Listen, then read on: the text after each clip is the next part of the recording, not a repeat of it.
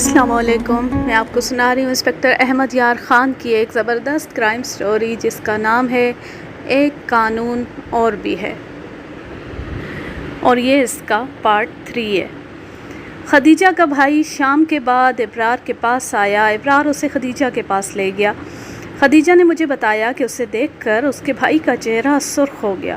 وہ سمجھا ہوگا کہ خدیجہ ابرار کے ساتھ اپنے خاوند کے گھر سے بھاگ آئی ہے۔ اس نے خدیجہ کے ساتھ حقارت سے بات کی۔ ابرار نے اسے بتایا کہ خدیجہ اس کے پاس کس طرح پہنچی ہے۔ خدیجہ نے اسے بتایا کہ سجاد نے اسے بڑی پیاری پیاری باتیں کرتے ہوئے کافی پلائی تھی۔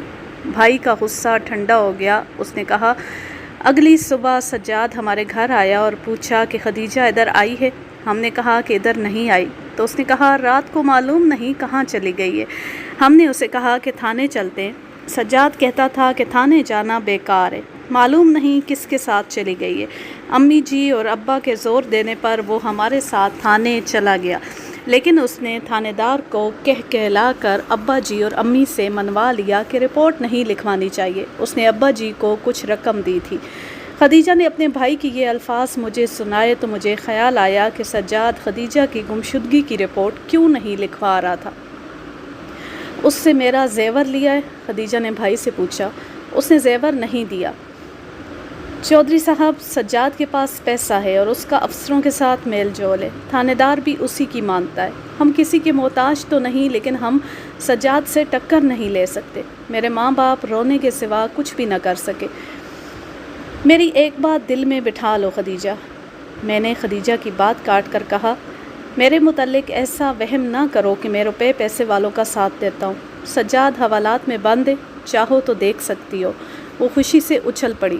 میں نے پہلے اسے نہیں بتایا تھا کہ سجاد حوالات میں۔ اس اطلاع پر وہ اور دلیر ہو گئی اور اپنے بھائی کی باتیں سنانے لگی۔ ہم تو چپ ہو گئے۔ سجاد نے تمہیں بدنام کرنا شروع کر دیا۔ وہ ہر کسی کو کہتا پھرتا ہے کہ خدیجہ کے تعلقات معلوم نہیں کس کس کے ساتھ تھے اور وہ کسی کے ساتھ چلی گئی ہے۔ مجھے اگر اپنے ماں باپ کا خیال نہ ہوتا تو میں سجاد کو قتل کر دیتا۔ تھانے میں اس نے کہا تھا کہ وہ تمہیں طلاق دے دے گا۔ اب وہ لوگوں سے کہتا ہے کہ طلاق نہیں دوں گا۔ میں دیکھتا ہوں اس کے ساتھ کوئی کس طرح شادی کرتا ہے۔ خدیجہ نے مجھے بتایا کہ اسے اور ابرار حسین کو اب یقین ہو گیا تھا کہ سجاد خدیجہ کو دھوکے سے بے ہوشی کی دوائی پلا کر اسے ریلوے لائن پر لٹا آیا تھا۔ خدیجہ کے بھائی کی باتیں سن کر خدیجہ اتنی بھڑکی کہ اس نے ابرار سے کہا کہ وہ سجاد سے انتقام لے گی۔ ابرار نے کہا کہ وہ انتقام نہیں، طلاق لے گا۔ ابرار حسین نے خدیجہ کے بھائی کی خوب خاطر تواضع کی اور خدیجہ کی موجودگی میں کہا کہ وہ خدیجہ کے ساتھ شادی کرے گا، لیکن خدیجہ کی ماں باپ کی اجازت لے کر۔ اس نے خدیجہ کے بھائی سے بھی کہا کہ وہ اپنے ماں باپ کو یہاں بھیجے تاکہ ان کا غم ختم ہو۔ خدیجہ نے بھائی کو پوری طرح مطمئن کر کے بھیجا۔ اگلے روز شام کے بعد خدیجہ کی ماں اور اس کا باپ ابرار حسین کے ہاں آئے۔ اپنے بیٹے سے وہ سب کچھ سن آئے تھے۔ بیٹا ان کے ساتھ آیا تھا۔ ابرار اور خدیجہ نے انہیں ایک بار پھر سنایا کہ اصل واقعہ کیا ہوا ہے۔ ماں باپ بہت روئے۔ وہ پچھتا رہے تھے کہ انہوں نے اپنی بیٹی کا رشتہ سجاد کو دے دیا تھا۔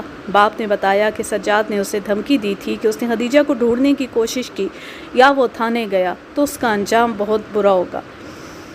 یہاں میں اس قصے کو ذرا اور مختصر کر دیتا ہوں۔ خدیجہ کے ماں باپ بہت بری حالت میں تھے۔ وہ سجاد سے ڈرتے تھے اور خدیجہ کے لاپتہ ہونے سے ان کی رسوائی اتنی ہوئی تھی کہ انہوں نے لوگوں سے ملنا ملانا چھوڑ دیا تھا۔ باپ تو ہم سے نڈھال تھا۔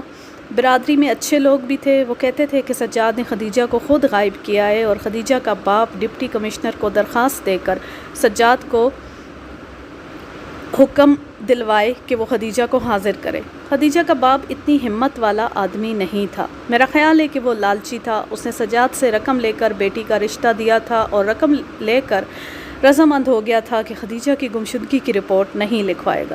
ابرار حسین نے انہیں بھی کہا کہ وہ خدیجہ کے ساتھ شادی کرے گا۔ خدیجہ کے ماں باپ خوش تو ہوئے، لیکن انہوں نے مشکل یہ بیان کی کہ سجاد طلاق نہیں دے گا۔ چچا جان، ابرار نے خدیجہ کے باپ سے کہا، مسئلہ صرف طلاق لینے کا نہیں، مسئلہ بلکہ خطرہ ایک اور بھی ہے۔ سجاد کو جب پتہ چلے گا کہ اپنی جس بیوی کو وہ بے ہوش کر کے ریلوے لائن پر لٹا آیا تھا وہ میرے پاس ہے، تو اسے اپنا جرم چھپانے اور خدیجہ کو رسوا کرنے کا بڑا اچھا موقع مل جائے گا۔ وہ تھانے میں رپورٹ لکھوائے گا کہ اس کی بیوی گھر سے رقم اور زیور چوری کر کے بھاگ گئی ہے اور وہ فلاں آدمی کے گھر میں۔ میں اس خطرے سے بچنے کا بھی بندوبست کر لوں گا۔ اگر میں نے خدیجہ کو آپ کے ساتھ بھیج دیا تو سجاد اسے پکڑوا دے گا اور آپ بھی پکڑے جائیں گے۔ آپ چپ رہیں، میرے لیے دعا کریں کہ خدا میری مدد کرے۔ ابرار حسین نے خدیجہ کے ماں باپ اور بھائی کو رات اپنے ہاں مہمان رکھا اور صبح واپس بھیجا۔ خدیجہ کے بیان پر کبھی مجھے شک بھی ہونے لگتا تھا، ابھی مجھے ابرار حسین کا بیان بھی لینا تھا۔ میں نے کہا ہے کہ خدیجہ کا انداز ایسا تھا کہ میں اس کے بیان کو سچ سمجھ رہا تھا، لیکن اس کی ہر بات سچ نہیں ہو سکتی تھی۔ یہ تو فلمی ڈرامہ معلوم ہوتا تھا۔ آگے چل کر مجھے شک ہونے لگا کہ یہ تو ہے ہی فلمی ڈرامہ۔ خدیجہ بولتے بولتے چپ ہو گئی۔ میرا خیال ہے اسے بولتے ہوئے 2 گھنٹے گزر چکے تھے۔ میں ایک بات کہنا چاہتی ہوں، آپ مان لیں 2 واقعات ایسے ہیں جو ابرار حسین سے سنیں تو بہتر ہوگا۔ یہ میں بھی سنا سکتی ہوں، لیکن کچھ باتیں ایسی ہیں جو ابرار کو ہی معلوم ہیں۔ مجھے اس کی یہ بات ماننی نہیں چاہیے تھی۔ پوچھ گچھ کا یہ طریقہ صحیح نہیں ہوتا، لیکن میں نے فیصلہ کیا کہ باقی واقعات ابرار سے سنوں گا۔ اس کے بعد خدیجہ کو بلا کر یہی واقعات اس سے بھی سنوں گا اور دیکھوں گا کہ دونوں کے بیانات میں کیا فرق ہے۔ میں نے خدیجہ کو باہر بھیج کر ابرار حسین کو بلایا۔ میں پہلے بتا چکا ہوں کہ ابرار حسین بڑا خوبصورت جوان تھا۔ میں نے اس سے پوچھا کہ خدیجہ اس کے پاس کس طرح پہنچی تھی۔ اس نے وہی بیان دیا جو خدیجہ دے چکی تھی۔ میں نے اس سے پوچھا کہ وہ 2 آدمی کون ہیں جو خدیجہ کو لائن پر سے اٹھا لائے تھے۔ اس نے دونوں آدمیوں کے نام بتا کر کہا کہ وہ انہیں تھانے میں حاضر کرے گا۔ میں نے اسی وقت ایک کانسٹیبل کو ابرار کے گاؤں بھیجا کہ وہ ان 2 آدمیوں کو اور ابرار کی نوکرانی کو تھانے لے آئے۔ کیا یہ جرم نہیں کہ ایک عورت کو یہ آدمی بے ہوشی کی حالت میں تمہارے پاس لے آئے اور تم نے اسے اپنے قبضے میں رکھا؟ وہ اسے تھانے لے آتے، تم اسے تھانے لے آتے۔ جرم ہے جناب۔ اگر لڑکی کہہ دے کہ میں نے اسے ناجائز قبضے میں رکھا ہے تو مجھے گرفتار کر لیں۔ مجھے معلوم نہیں خدیجہ نے آپ کو کیا بتایا ہے۔ میں کہتا ہوں کہ لڑکی میرے پاس نہ آتی تو یہ ماری جاتی یا کسی غلط جگہ پہنچ جاتی۔ یہ بحث بات کی بات تھی کہ ابرار یا اس کے آدمیوں نے کوئی جرم کیا تھا۔ اس وقت میرے سامنے سجاد کے چھوٹے بھائی صادق کے قتل کی تفتیش تھی۔ مجھے ایسے محسوس ہونے لگا تھا کہ صادق کے قتل کے ساتھ خدیجہ کے واقعے کا کچھ نہ کچھ تعلق ضرور ہے۔ میں اگر ابرار پر یہ بوجھ ڈالتا کہ اس نے خدیجہ کو اپنے پاس رکھ کر جرم کیا ہے تو خطرہ تھا کہ یہ اپنے فائدے اور اپنے بچاؤ کو سامنے رکھ کر بیان دے گا۔ اس سے بیان لینے کا طریقہ یہ تھا کہ اسے بولنے دیا جائے۔ خدیجہ نے مجھے بتا دیا ہے کہ وہ تمہارے پاس کس طرح پہنچی تھی۔ یہ تم نے اچھا کیا کہ ایک لڑکی کو بچا لیا۔ میں تمہیں یہ بھی بتا دیتا ہوں کہ سجاد حوالات میں بند ہے۔ اسے میں نے اس کے بھائی کے قتل کے جرم میں گرفتار کیا۔ اسے مجھے کہا ہے کہ تم اس کے دشمنی کی وجہ یہ بتائی ہے کہ اس کی بیوی تمہارے پاس ہے۔ اگر میری دشمنی اس کے ساتھ ہے تو مجھے اس کے بھائی کو قتل کرنے کی کیا ضرورت تھی؟ میں قتل کر سکتا ہوں جناب، میں قتل کروا بھی سکتا ہوں۔ اگر میں قتل کرنا چاہتا تو سجاد کو کرتا۔ میں آپ سے یہ نہیں پوچھوں گا کہ آپ نے سجاد کو کیوں گرفتار کیا ہے، یہ آپ کا کام ہے۔ میں یہ کہتا ہوں کہ آپ نے اسے کچھ سوچ کر ہی گرفتار کیا ہوگا۔ یہ شخص تو مجھ پر بھی وار کر چکا ہے۔ میں ابھی سوچ رہا تھا کہ اس پر جوابی وار کروں یا نہ کروں۔ میں یہ سن کر حیران ہوا کہ سجاد نے ابرار پر بھی وار کیا ہے۔ میرے پوچھنے پر اس نے بڑی لمبی اور بڑی دلچسپ کہانی سنا دی۔ یہ میں آپ کو اپنے الفاظ میں سناتا ہوں۔ صادق کے قتل سے 10-12 روز پہلے کا واقعہ ہے کہ ابرار کے اسی مکان میں جو سبزیوں اور پھلوں کے باغ کے اندر تھا، ایک روز 3 آدمی آئے۔ ان کے پاس 2 شکاری بندوقیں تھیں اور انہوں نے بندوقوں سے مارے ہوئے کچھ پرندے اٹھا رکھے تھے۔ ان میں ایک آدمی کی حالت کچھ بگڑی ہوئی تھی۔ اس کے ساتھیوں نے ابرار کو بتایا کہ وہ شکار کو نکلے تھے۔ اس گاؤں سے ذرا آگے گئے تو ان کے ساتھی کو چکر آ گیا اور وہ گر پڑا۔ وہ اپنے اس ساتھی کو پانی وغیرہ پلانے اور ذرا آرام کے لیے ابرار کے گھر لے آئے تھے۔ ابرار کا یہ مکان گاؤں سے باہر تھا اور ان شکاریوں کے راستے میں آتا تھا، اس لیے وہ ادھر آ گئے۔ ابرار نے اپنے نوکروں کو بلایا اور برآمدے میں پلنگ بستر بچھوا کر اس آدمی کو لٹا دیا اور اس کے لیے دودھ وغیرہ کا انتظام کیا۔ اس وقت تک یہ شخص خاصا سنبھل چکا تھا۔ اس نے کہا کہ اب وہ بہتر محسوس کر رہا ہے، تھوڑا سا پانی پی کر طبیعت ٹھیک ہو جائے گی۔ ابرار نے ان شکاریوں سے کہا کہ وہ انہیں کھانا کھلائے بغیر نہیں جانے دے گا۔ یہ تینوں شکاری ابرار حسین کے لیے اجنبی تھے۔ انہوں نے بتایا کہ وہ اس قصبے کے رہنے والے۔ ابرار اپنی نوکرانی کو کھانے کے متعلق کہنے کے لیے اندر گیا۔ اس نے خدیجہ کو بتایا کہ تمہارے شہر کے 3 شکاری آئے ہیں، جن میں سے ایک کو کچھ تکلیف ہو گئی ہے۔ خدیجہ نے کواڑ ذرا سا کھول کر برآمدے کی طرف دیکھا۔ وہ اپنے شہر کے آدمیوں کو دیکھنا چاہتی تھی۔ ابرار اس کے قریب کھڑا ہنس رہا تھا کہ تھوڑا سا پیدل چلنے سے شہری بابو کو چکر آ گیا ہے۔ ابرار خدیجہ نے دروازہ بند کر کے ابرار سے قدرے گھبرائی ہوئی آواز میں کہا، یہ مردود جو پلنگ پر بیٹھا ہے میرا خاوند ہے سجاد، یہ شکار کا شوقین ہے، یہ جو 2 آدمی اس کے ساتھ ہیں یہ اس محکمے کے افسر ہوں گے جہاں سے اسے ٹھیکے ملتے ہیں۔ خدیجہ کے چہرے کا رنگ یک لخت یوں بدل گیا جیسے اس سے بھی چکر آنے لگا۔ ابرار نے اس کی کلائی پکڑ لی تو وہ بولی، اسے اندر لاؤ، کسی بہانے سے اسے اندر لاؤ۔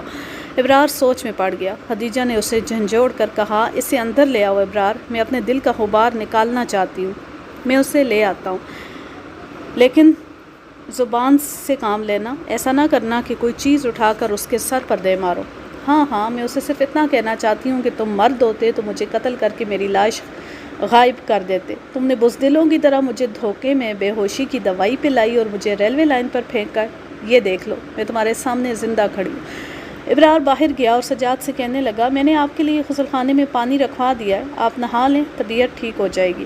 سجاد کو اس کے ساتھیوں نے بھی کہا کہ وہ نہا لے۔ وہ اٹھا اور ابرار کے پیچھے پیچھے اندر چلا گیا۔ ابرار اسے ایک کمرے میں لے گیا۔ کمرے میں خدیجہ کھڑی تھی۔ ابرار نے مجھے بتایا کہ اس نے جب خدیجہ کو دیکھا اس وقت ابرار سجاد کو دیکھ رہا تھا۔ سجاد کا چہرہ لاش کی طرح سفید ہو گیا اور کھڑے کھڑے وہ ذرا سا ڈول گیا، اس کا ایک پاؤں پیچھے ہو گیا۔ ابرار اس کے قریب ہو گیا کہ یہ شخص چکرا کر گرے گا۔ سجاد نے ابرار کی طرف دیکھا۔ ابرار نے مجھے بتایا کہ سجاد کی آنکھیں سفید ہو گئی تھیں۔ یہ تو مجھے سجاد کی پہلی بیوی اور خدیجہ بھی بتا چکی تھی کہ سجاد بزدل آدمی ہے۔ ابرار نے اسے کندھوں سے تھام کر پلنگ پر بٹھا دیا اور خدیجہ سے کہا کہ وہ پانی لائے۔ خدیجہ ابرار کے کہنے پر پانی تو لے آئی، لیکن اس نے گلاس سجاد کو دینے کے بجائے ابرار کی طرف بڑھایا۔ تم نہ کہتے تو میں اس کے لیے پانی نہ لاتی، تم اسے پانی دو۔ میرے سامنے یہ شخص پیاسا مر رہا ہو تو بھی میں اس کے منہ میں پانی کا ایک قطرہ نہیں ڈالوں گی۔ ابرار نے مجھے بتایا کہ اسے توقع تھی کہ سجاد کچھ تو بولے گا، لیکن اسے ایسی چپ لگی رہی جیسے وہ مر گیا ہو۔ اس نے ابرار سے گلاس لے کر پانی پی لیا۔ تو نے مجھے دھوکے میں بے ہوش کیا، تو مرد ہوتا تو ایک عورت پر ہاتھ نہ اٹھاتا، تو نے ایک عورت کو دھوکہ دیا۔ تجھ میں اتنی جرأت نہیں تھی کہ مجھے اپنے ہاتھوں سے قتل کرتا۔ تجھ میں دم خم ہوتا تو 3 بیویوں میں سے کسی کے ایک کے بچے کا کم از کم تو باپ ہوتا۔ دیکھ، یہ وہ عورت کھڑی ہے جسے تو بے ہوش کر کے ریل کی پٹری پر پھینک آیا تھا۔ سجاد پھٹی پھٹی نگاہوں سے خدیجہ کی طرف دیکھتا رہا جیسے اس کی جان نکل گئی ہو۔ مت ڈر بزدل، میں تجھے قتل نہیں کراؤں گی اور میں تجھے جینے کے قابل بھی نہیں چھوڑوں گی۔ تو شہر میں مجھے بدنام کرتا پھر رہا ہے کہ میں کسی کے ساتھ بھاگ گئی ہوں۔ جا تھانے میں جا کر رپورٹ لکھوا کہ میری بیوی ابرار حسین کے پاس ہے، پھر دیکھ کہ میں تجھے ٹھیکیدار سے بھکاری کس طرح بناتی ہوں۔ ابرار نے مجھے بتایا کہ خدیجہ پر غصے اور جذبات کا ایسا غلبہ ہوا کہ اس کے آنسو بہہ نکلے اور وہ بھرائی ہوئی آواز میں بولی، بول ہجڑے، کچھ بول۔ ابرار کو یہ دیکھ کر بہت حیرت ہوئی کہ سجاد نے التجا کے لہجے میں ابرار سے کہا، چودھری صاحب اسے کہیں مجھے معاف کر دے۔ پھر اس نے خدیجہ کے آگے ہاتھ جوڑے اور کہنے لگا، مجھے بخش دو خدیجہ، میں غصے میں آ کر وہ حرکت کر بیٹھا تھا، تجھے تو خدا بھی نہیں بخشے گا۔ مجھے طلاق نامہ لکھ کر دے دو، میں زبانی طلاق کو نہیں مانوں گی۔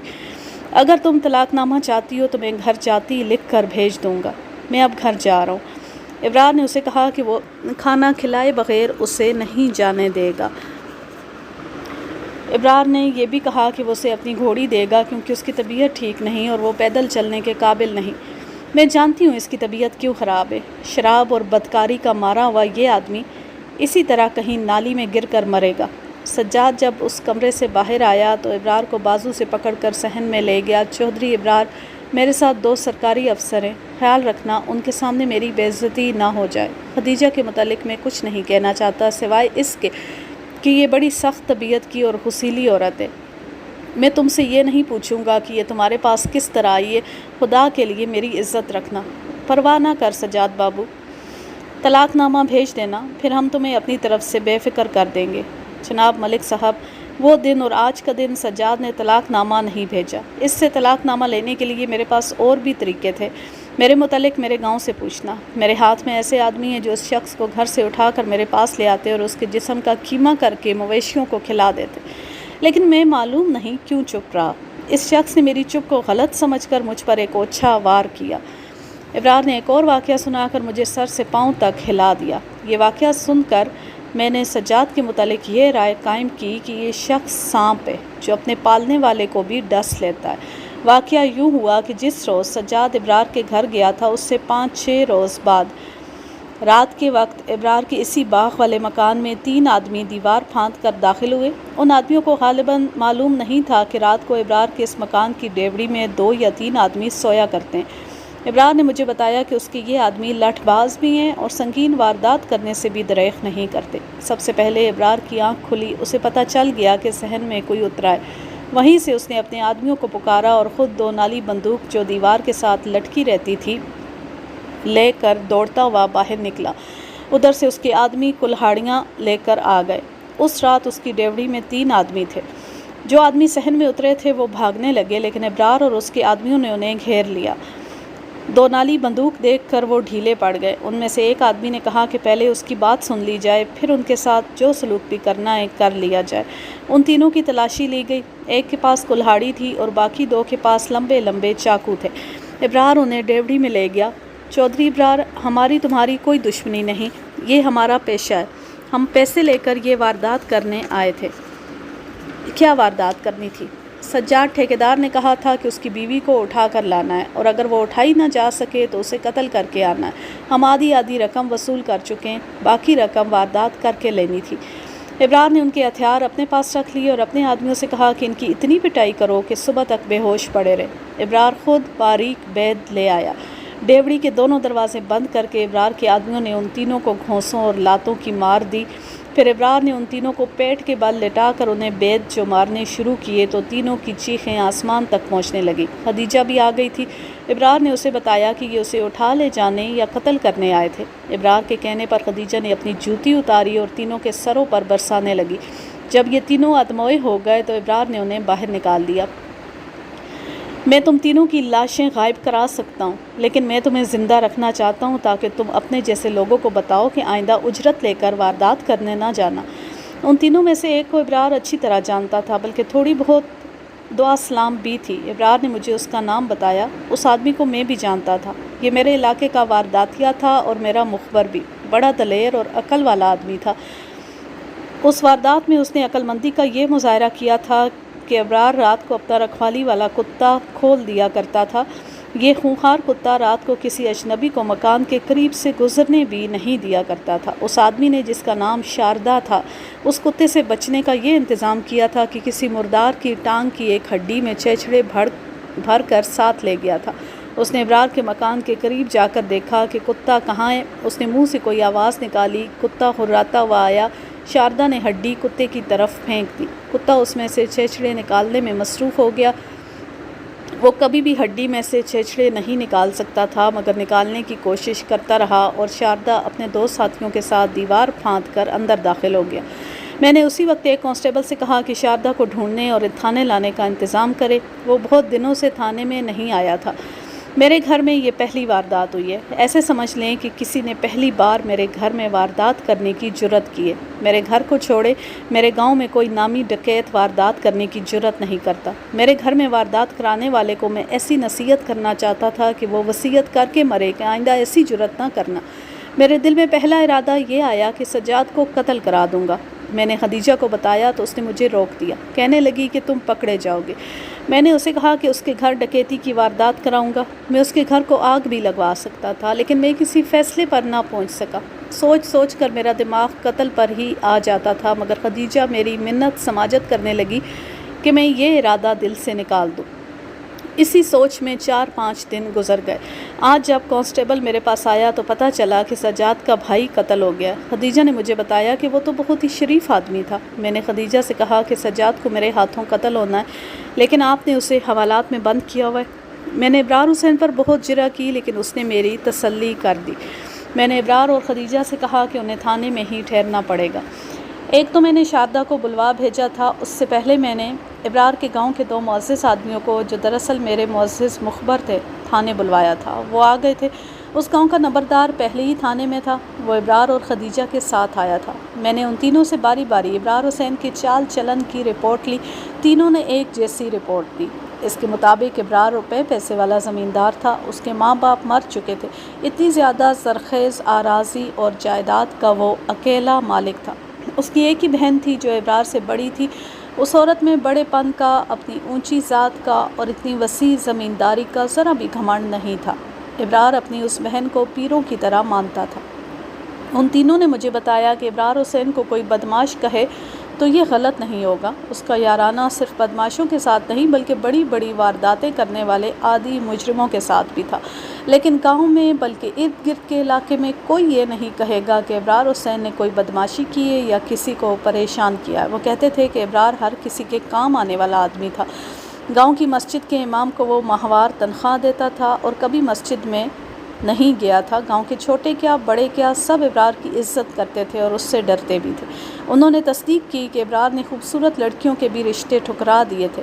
صرف یہ ایسا مسئلہ تھا جس میں وہ اپنی بہن کی ایک نہیں سنتا تھا، باقی اسے بہن جو کہتی وہ مان لیتا تھا۔ دوستوں نے بھی اسے کہا کہ اب وہ شادی کر لے، لیکن اس نے اعلان کر رکھا تھا کہ جو لڑکی اس کے دل کو پسند آئے گی اسی کے ساتھ شادی کرے گا۔ ان تینوں نے چند ایک واقعات بھی سنائے اور ثابت کیا کہ ابرار حسین اوچھا اور مغرور آدمی ہرگز نہیں، اور اگر یہ وار کرنے پر آ جائے تو خود گھر بیٹھا رہتا ہے اور اس کے دشمن کا بیڑا غرق ہو جاتا ہے۔ اس سے مجھے شک ہونے لگا کہ سجاد پر ابرار نے ہی جوابی وار کیا ہوگا۔ سجاد کے گھر اس کے آدمی گئے، سجاد شہر گیا ہوا تھا، اس کے گھر میں اس کا بھائی تھا۔ ابرار کے آدمیوں نے سوچا کہ کچھ کر کے واپس جائیں، چنانچہ وہ سجاد کے بھائی کو ہی مار گئے۔ صرف ایک بات میرے شک کے خلاف تھی، قاتل اگر کرائے کے تھے تو وہ پیشہ ور ہوں گے۔ یہ ہو ہی نہیں سکتا تھا کہ پیشہ ور مجرم ایک امیر آدمی کے گھر میں واردات کرنے جائے اور خالی ہاتھ واپس آ جائے۔ وہ سجاد کا گھر خالی کر آتے۔ ایک اور بات ذہن میں رکھنے والی ہے، اگر ابرار نے جوابی وار کیا تھا تو خدیجہ کو ضرور معلوم ہوگا۔ خدیجہ کو اس کے بھائی اور ماں باپ نے بتایا تھا کہ سجاد نے اس کا زیور واپس نہیں کیا تھا۔ خدیجہ ابرار سے ضرور کہتی کہ اپنے آدمیوں سے کہنا کہ اس کا زیور اور سجاد کی پہلی بیوی کے زیورات بھی فلاں جگہ پڑیں، وہ نکال کر لے آئیں۔ میں نے دماغ کو ذرا آرام دینے کے لیے تفتیش روک دی اور گھر چلا گیا، نہا کر کھانا کھایا اور سو گیا۔ میں 3 گھنٹوں سے ذرا زیادہ ہی سویا ہوں گا۔ تھانے میں آیا تو پتہ چلا کہ شاردا میرے جانے کے فوراً بعد آ گیا تھا۔ میں نے اسے بلایا اور دوستانہ بے تکلفی سے کہا کہ اتنے دنوں سے اس نے شکل ہی نہیں دکھائی، بس ایسے ہی کام دھندے میں لگے رہے ملک صاحب۔ آپ کا اشارہ ملا اور دوڑے آئے۔ سجاد ٹھیکیدار کو بند کر رکھا ہے آپ نے، اس کا بھائی قتل ہو گیا ہے نا؟ ٹھیکیدار کے خلاف کوئی شہادت مل گئی ہے؟ شہادت تو بہت مل گئی ہے شاردے، ثبوت تم لاؤ گے؟ میں؟ ہاں تم، لیکن تم تو اناڑی نکلے یار۔ وہ کیسے حضور؟ چودھری ابرار کے ساتھ سجاد ٹھیکیدار کی بیوی کو تھانے میں نہیں دیکھا؟ تم اسی کو اٹھانے یا قتل کرنے گئے تھے نا؟ وہاں جا کر ان سے جوتے کھائے؟ شاردا کو بدک جانا چاہیے تھا، لیکن اس پر جیسے کچھ اثر ہی نہ ہوا۔ مسکراتے ہوئے بولا، ملک صاحب ہم غریب آپ کا دیا کھاتے ہیں، آپ کی جوتیوں کے غلام ہیں۔ آپ کو پتہ چل ہی گیا ہے تو میں انکار کی جرت کیسے کر سکتا ہوں؟ ایک بات بتا دیں حضور، معاملہ گڑبڑ تو نہیں؟ چودھری ابرار نے تو کہا تھا کہ تھانے میں رپورٹ نہیں کرے گا۔ کوئی گڑبڑ نہیں شاردے، ابرار نے اب بھی رپورٹ نہیں لکھوائی۔ میں نے تمہیں سجاد کے بھائی کے قتل کے سلسلے میں بلایا ہے، مجھے ابرار پر شک ہے کیونکہ سجاد کی بیوی اس کے پاس ہے۔ جب پتہ چلا کہ سجاد نے تمہیں 2 آدمیوں کے ساتھ ابرار کے گھر سے خدیجہ کو اٹھا لانے یا قتل کرانے کے لیے بھیجا تو ابرار پر میرا شک پکا ہو گیا۔ یہ شک دل سے نکال دیں، اپنے بھائی کو سجاد نے قتل کیا ہے۔ کوئی ثبوت نہیں، ثبوت آپ پیدا کریں گے۔ آپ کو خدا نے بہت زیادہ عقل دی ہے۔ میں آپ کو کچھ بتا دیتا ہوں، سجاد کے منہ سے پہلی بات یہ نکلتی ہے قتل کر دو، یہ لو رقم۔ اپنی تیسری بیوی کو جو باہر ابرار کے پاس بیٹھی ہے، سجاد نے قتل کرنے کا یہ طریقہ اختیار کیا کہ اسے کافی میں بے ہوشی کی کوئی دوائی پلا دی۔ میرے ساتھ اس نے پہلے ہی معاملہ طے کر رکھا تھا۔ میرا کام یہ تھا کہ 1 آدمی ساتھ لوں یا 2 آدمی ساتھ لوں اور اس کی بیوی کو اٹھا کر ریل گاڑی کی پٹری پر لٹاؤں۔ میں نے سجاد سے 5,000 مانگا تھا، اس نے 3,500 دیا تھا۔ ملک حضور میں اقبال جرم کر رہا ہوں، آپ کا کرم چاہیے۔ میں نے اسے یہ کہہ کر تسلی دی کہ میرے سامنے سجاد کے چھوٹے بھائی صادق کے قتل کا کیس ہے اور میں کسی ایسی واردات کی طرف توجہ نہیں دوں گا جس کی میرے پاس رپورٹ ہی نہیں آئی۔ میں نے شاردا کو بتایا کہ یہ تو مجھے پہلے ہی معلوم تھا کہ سجاد نے اپنی بیوی کو بے ہوشی کی دوائی پلا کر ریلوے لائن پر ڈال دیا تھا۔ تو سنیں، شاردا نے بے فکر ہو کر بولنا شروع کیا۔ میں نے 2 آدمی ساتھ لیے، اس نے ان دونوں آدمیوں کے نام بھی بتا دیے اور کہنے لگا، ہم ٹھیکیدار کے اشارے کا انتظار کر رہے تھے، وہ خود میرے پاس آیا، 2 آدمی میرے ساتھ تھے، میں نے انہیں 1,000 روپیہ دیا اور 1,500 خود رکھا۔ ہم سجاد ٹھیکیدار کے گھر گئے، میں نے اس کی بیوی کو جو پلنگ پر بے ہوش پڑی تھی اس طرح اپنے کندھے پر ڈالا کہ اس کا پیٹ میرے کندھے پر تھا، اوپر کا دھڑ پیچھے کو اور نیچے کا دھڑ آگے کو لٹک رہا تھا۔ اس کے اوپر چادر اس طرح ڈالی ہوئی تھی کہ کسی کو شک نہیں ہو سکتا تھا کہ چادر کے نیچے عورت ہے۔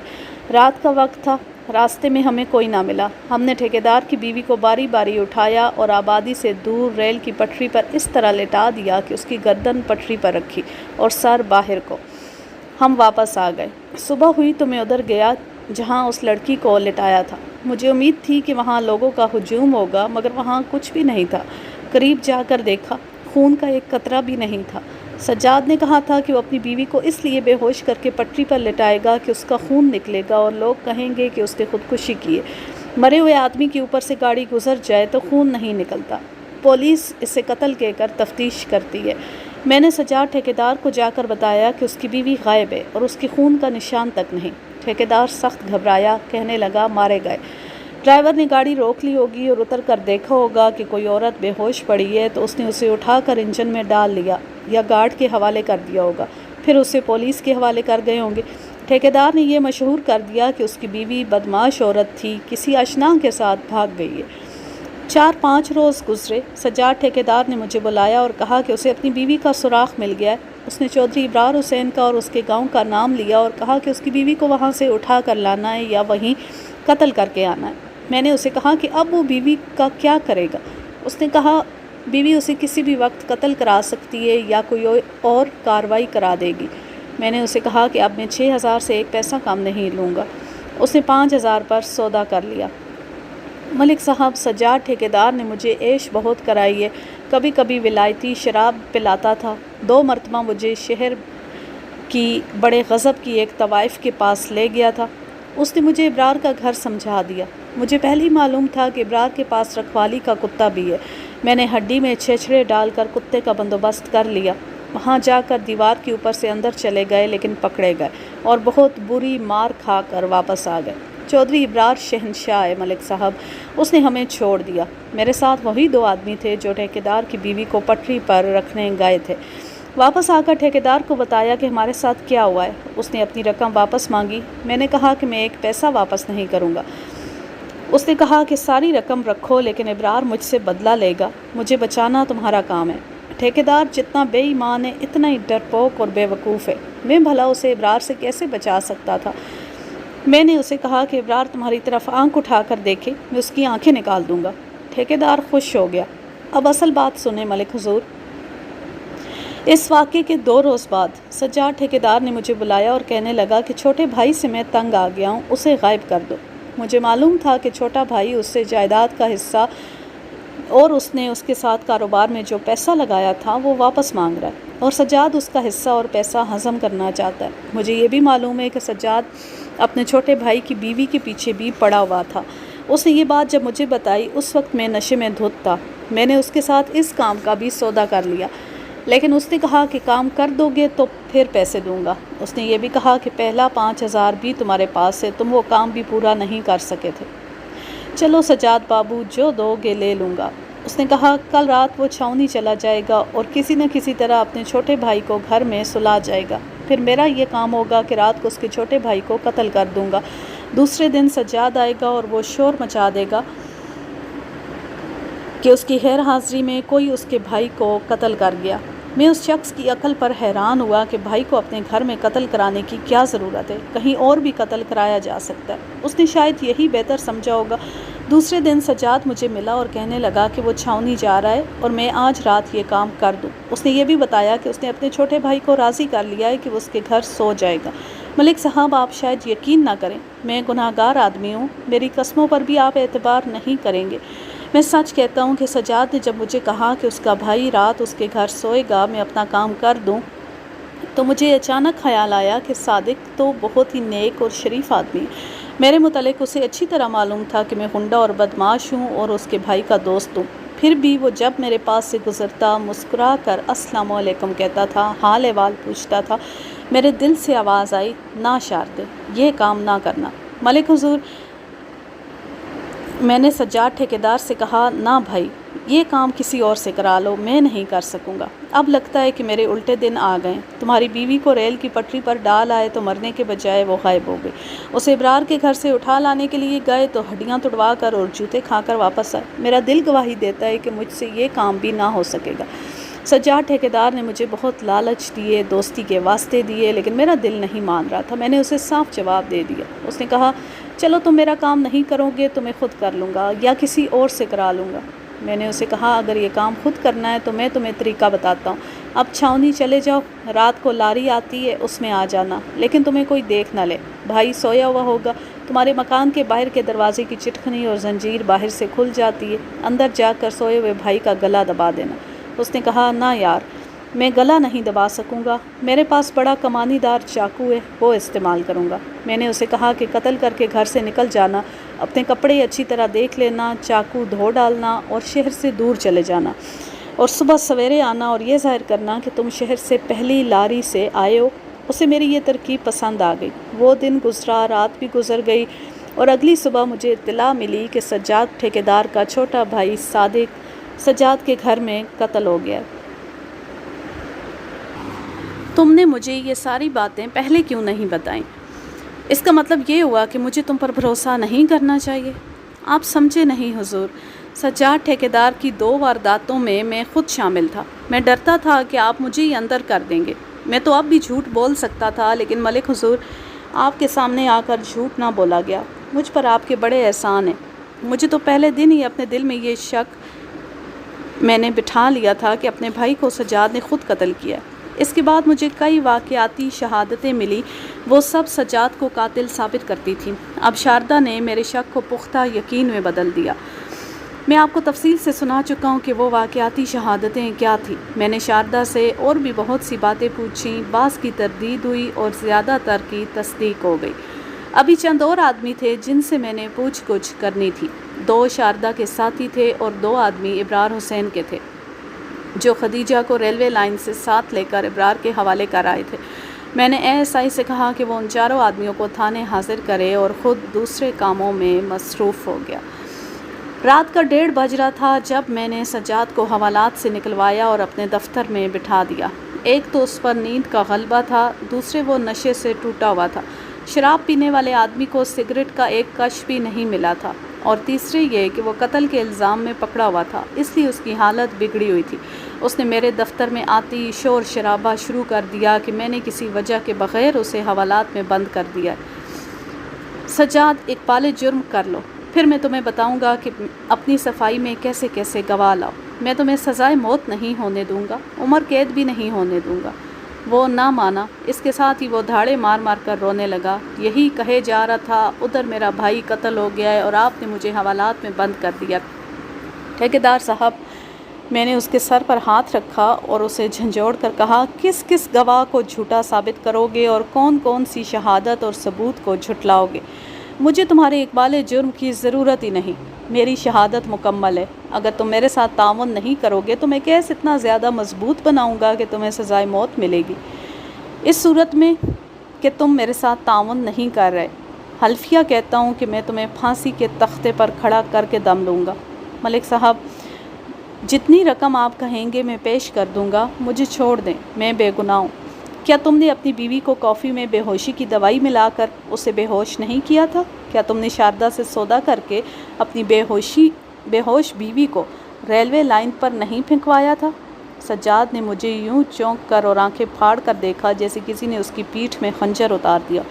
کیا تم نے ابرار حسین کے گھر سے خدیجہ کو اغوا یا قتل کرنے کے لیے شاردا اور اس کے 2 ساتھیوں کو نہیں بھیجا تھا؟ کیا تم نے شاردا سے یہ نہیں کہا تھا کہ وہ تمہارے بھائی کو قتل کر دے؟ اس کا منہ کھل گیا تھا۔ نہیں نہیں، خدا کی قسم، میں نے شاردا سے ایسی کوئی بات نہیں کہی تھی۔ اس کے بعد میں نے اس کی کئی اور حرکتوں کو اس کے سامنے رکھا۔ اب چونکہ اس کی زبان چل پڑی تھی اس لیے وہ ہر بات سے انکار کرتا رہا۔ اسے انکار کرنا ہی چاہیے تھا، بڑا ہی ڈھیٹ آدمی تھا۔ تمہارے انکار سے سچ جھوٹ نہیں ہو سکتا اور تمہاری قسمیں جھوٹ کو سچ میں نہیں بدل سکتی۔ میں نے تمہیں کہا ہے کہ مجھے تمہارے اقبال جرم کی ضرورت ہی نہیں، لیکن تم ہر بات کو جھٹلاتے چلے جا رہے ہو۔ میں یہاں بیٹھا گنڈیریاں نہیں بیچ رہا۔ میں تمہیں ابھی پچھلے کمرے میں بھیجتا ہوں، وہاں تمہاری ملاقات میرے 2 کانسٹیبلوں کے ساتھ ہوگی۔ صبح تم آئینے میں اپنی صورت دیکھو گے تو اپنے آپ کو پہچان نہیں سکو گے۔ ملک صاحب، میں یہ مان لیتا ہوں کہ میں نے اپنی بیوی کو دھوکے میں بے ہوشی کی دوائی پلائی تھی اور اسے مروانے کا یہ طریقہ اختیار کیا تھا کہ شاردا اپنے 2 ساتھیوں کے ساتھ اسے ریلوے لائن پر لٹا آیا تھا۔ میں یہ بھی مانتا ہوں کہ میں نے اپنی بیوی کو اغوا یا قتل کرانے کی کوشش کی تھی، لیکن میں نے اپنے بھائی کو قتل نہیں کیا۔ میں اس رات یہاں تھا ہی نہیں، تم یہیں تھے۔ میں نے جب دیکھا کہ وہ اقبال جرم پر آمادہ نہیں ہو رہا تو میں نے سوچا کہ اس کے اقبال جرم کے بغیر ہی شہادت مکمل کر لی جائے۔ اگر میں شہادت کی تفصیل سنانے لگوں اور یہ بھی کہ کس گواہ نے کیا کہا اور میں نے کیسے کیسے ثبوت پیش کیے تو یہ بہت ہی لمبی روداد ہو جائے گی۔ میں آپ کو یہ بتا دیتا ہوں کہ مجھے یقین تھا کہ اپنے بھائی کو سجاد نے ہی قتل کیا ہے۔ ہر کوئی یہی کہتا تھا، موقع کا گواہ ایک بھی نہیں تھا۔ مجھے اس کمی کو بھی پورا کرنا تھا۔ میں نے 34 گواہ پیش کیے تھے۔ سجاد کی صفائی بہت کمزور تھی۔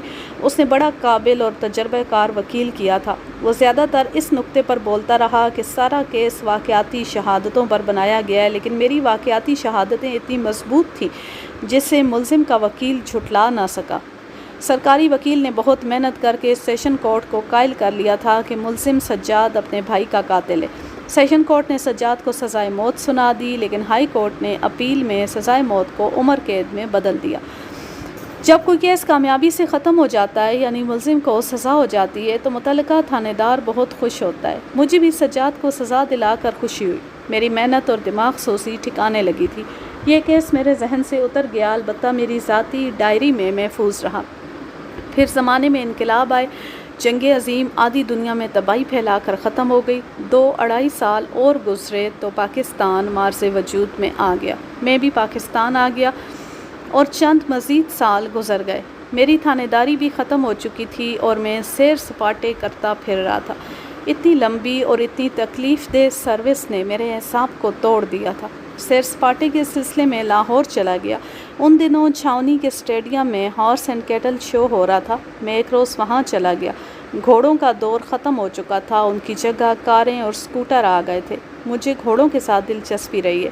میں لاہور کے میلے میں گھوڑے دیکھ رہا تھا۔ اچانک کسی نے مجھے اپنے بازوؤں میں جکڑ لیا۔ میں سمجھا سروس کا کوئی پرانا ساتھی ہوگا۔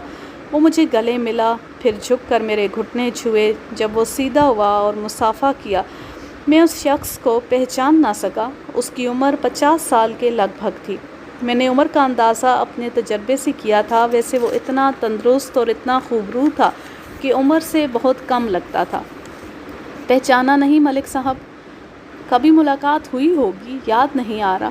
ابرار حسین میرا نام ہے۔ اس نے اپنے گاؤں کا نام بھی بتایا جو سرحد کے اس طرف رہ گیا تھا۔ آپ کو خدیجہ نامی عورت بھی یاد نہیں رہی؟ 17-18 سال گزر گئے۔ سجاد ٹھیکیدار کو یاد کریں، اس نے اپنے چھوٹے بھائی کو قتل کیا تھا۔ اچانک ایسے ہوا جیسے اندھیرا ہو گیا اور ایک فلم چل پڑی ہو۔ مجھے سب کچھ یاد آ گیا۔ ابرار حسین کا 17-18 سال پہلے کا چہرہ میری آنکھوں کے سامنے آ گیا۔ اس نے مجھ سے پوچھا کہ میں ابھی سروس میں ہوں یا ریٹائر ہو چکا ہوں۔ میں نے اسے بتایا کہ میں ریٹائر ہو چکا ہوں اور یہ میلہ دیکھنے آیا ہوں۔ پھر آپ میرے مہمان ہیں۔ میری 2 گھوڑیاں نمائش میں آئی ہوئی ہیں۔ میں ہوٹل میں ٹھہرا ہوا ہوں۔ دوپہر کے کھانے کے لیے وہ مجھے ہوٹل میں لے گیا۔ کھانے کے بعد اس کے کمرے میں جا بیٹھے۔ کھانے کے دوران اس نے مجھے بتایا کہ اس نے خدیجہ سے شادی کر لی ہے۔ خدیجہ زندہ اور سلامت ہے، 3 بچے، بڑی لڑکی ہے اور چھوٹے لڑکے ہیں۔ آپ کو شاید معلوم نہیں ہوگا، سجاد نے سزا کے ابھی 2 سال بھی پورے نہیں کیے تھے کہ جیل میں مر گیا۔ میں نے سنا تھا کہ اس کی موت کی اطلاع پر اس کی لاش لینے کوئی نہیں گیا تھا۔ اس کے باپ نے بھی کہہ دیا تھا کہ میرے بیٹے کو قتل کرنے والا میرا بیٹا نہیں ہو سکتا، میں اس کی لاش نہیں لاؤں گا۔ جیل والوں نے لاوارث قرار دے کر اسے دفن کر دیا ہوگا۔ ملک صاحب، اب آپ تھانے دار تو نہیں، ادھر کے کیس ادھر ہی رہ گئے ہیں نا؟ کیوں؟ یہ کیوں پوچھا ہے تم نے؟ اس لیے پوچھا ہے کہ اب میری گرفتاری کا خطرہ تو نہیں؟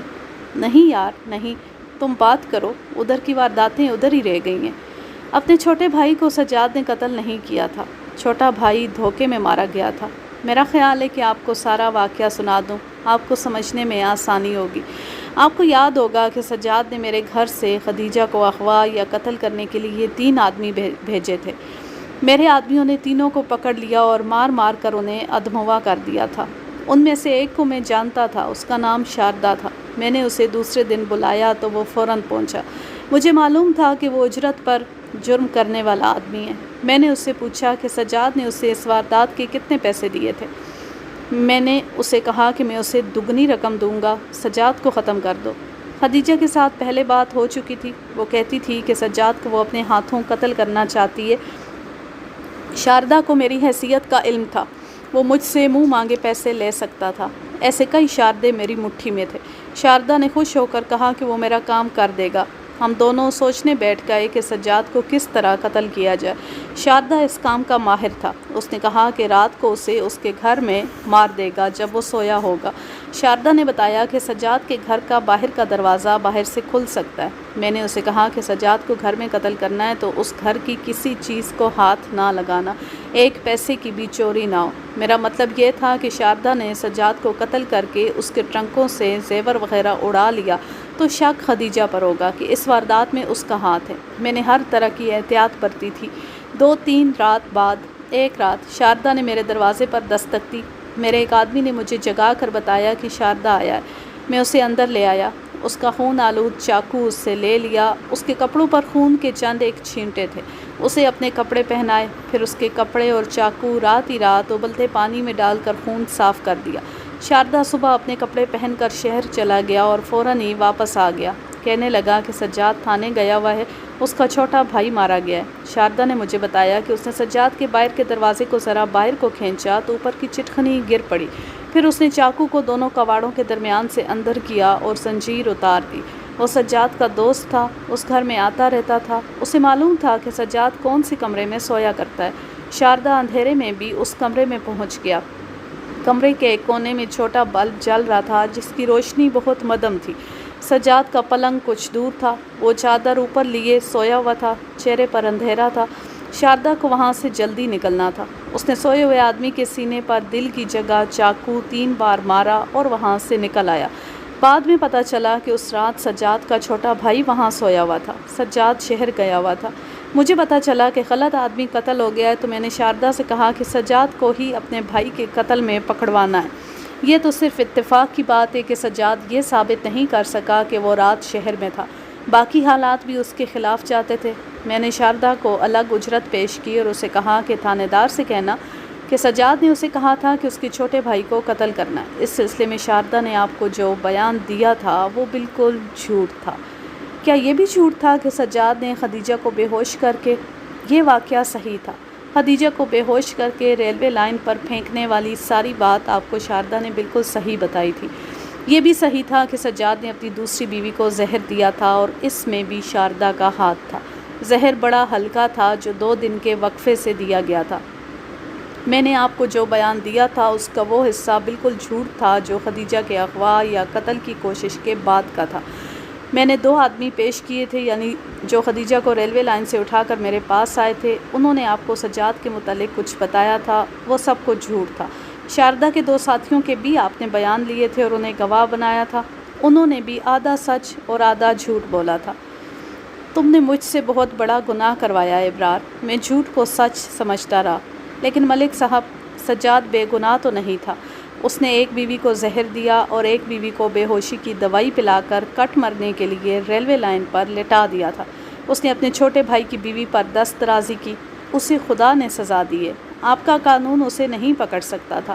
ایک قانون اور بھی ہے، خدا کا قانون، اسے سزا ملنی چاہیے تھی۔ ابرار نے یہ بھی بتایا کہ سجاد کو جب عمر قید ہو گئی تو ابرار کو کسی نے بتایا کہ کسی آدمی کو 7 سال یا اس سے زیادہ سزائے قید ہو جائے تو ایک قانون ہے جس کے تحت اس کی بیوی کورٹ میں درخواست دے کر دوسری شادی کر سکتی ہے۔ سجاد کی اپیل میں اسے عمر قید ہو گئی تو ابرار نے خدیجہ کی طرف سے درخواست دے کر اس کے ساتھ شادی کرنے کا فیصلہ لے لیا اور شادی کر لی۔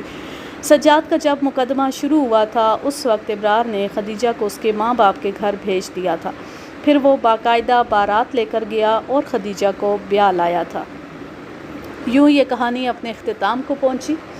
امید ہے کہ آپ کو یہ زبردست کہانی ضرور پسند آئی ہوگی۔ اگر آپ کو یہ کہانی یا میرا انداز پسند آئے تو اس چینل کو سبسکرائب ضرور کر لیں، اس ویڈیو کو لائک کریں، شیئر کریں۔ اب میں لیتی ہوں آپ سے اجازت، جا رہے ہیں، خوش رہیں، شاد و آباد رہیں، ہنستے مسکراتے رہیں۔ اللہ حافظ، اللہ نگہبان۔